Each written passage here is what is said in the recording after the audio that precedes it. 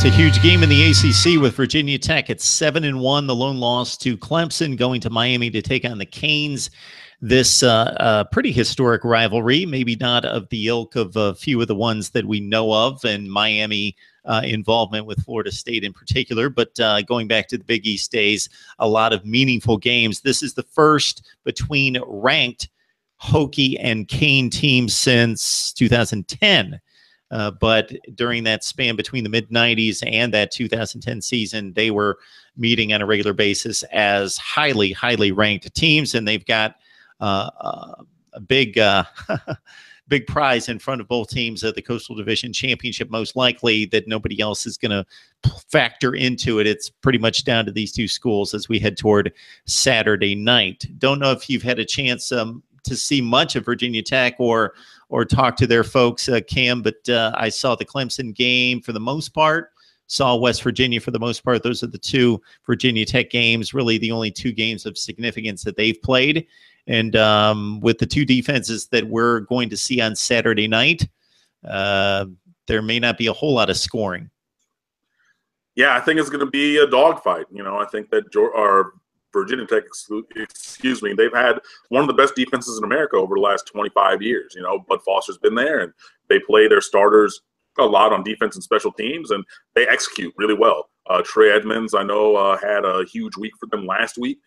You know, he's always been there making plays. You got Tim Settle at defensive tackle, who I swore has been there for 17 years, but he's only a redshirt sophomore, and he's making plays. You got defensive backs all the time, and Bud Foster's going to scheme you up now. So I hope that Mark Richt on offense has some wrinkles, because if they're only going to do what has been put on film, you know, Virginia Tech's defense is tough. And I mean, Miami's defense is as well. The only team I think that has scored more than their season average against Miami this year was Florida State, where they're averaging, well, it was less than their average at the time, but they only scored 3 points at Boston College. So now Florida State's averaging only 17 points a game and scored 20 against Miami. Every other team, Miami's held below their season average on points. You know, 4th in the nation or 8th in the nation by tackle for loss rate.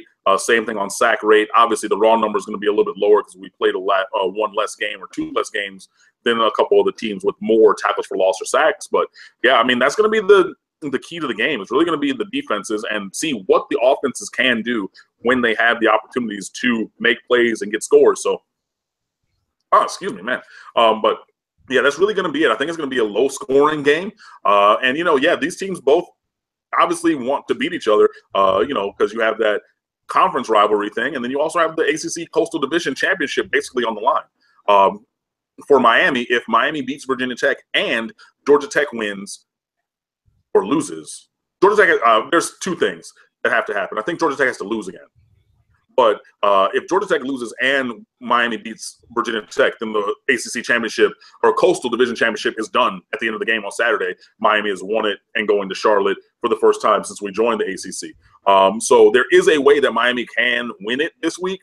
There is no way for them to outright lose it. But if Miami does lose to Virginia Tech, then obviously Virginia Tech is in the driver's seat for the rest of the season, in that they would, you know, have had the head-to-head tiebreaker and need to lose another game for Miami to pop up there. So, yeah, you know, big stakes and you know, that are coming up in this game. And I wrote it on the website today. I said, you know, the playoffs start now for Miami. You know, and we began today's video talking about the rankings and things like that, which is good to talk about. But at the, you know, in truth of fact, Miami's playoff journey starts now. And I know that, yeah, it's been all 7 weeks, but like really now against Virginia Tech and against Notre Dame, those are playoff games. So, you know, if Miami loses one, they're pretty much out, because nobody's going to give Miami credit for any of the other wins, regardless of any statistics or narratives that you can say about Clemson having lost to Syracuse the week before. So maybe they're playing a little bit better. Doesn't matter. Syracuse, you're supposed to beat them to sleep. Well, Clemson lost them. No, that doesn't matter. That's a good loss because it was on the road, whatever. You should have beat them by more. And it's going to be that kind of thing down the line for all the things.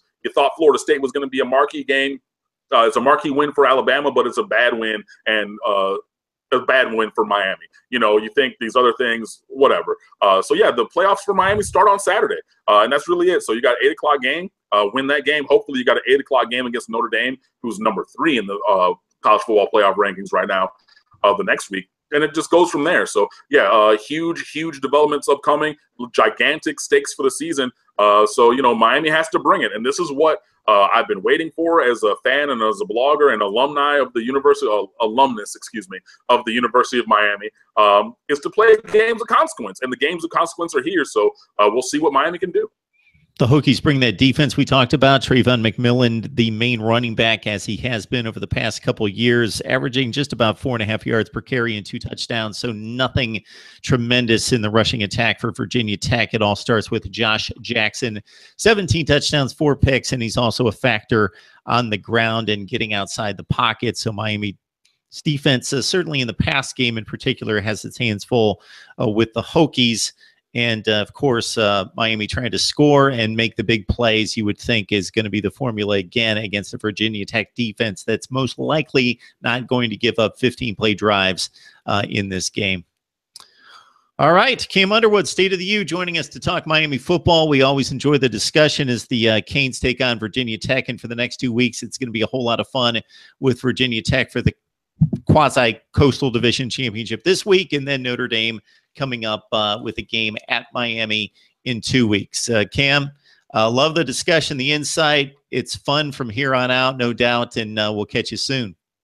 It'll continue to be fun as long as we win, but in storm and sunshine, I'm here for the Miami Hurricanes. So thanks for having me, and I'll see you guys soon.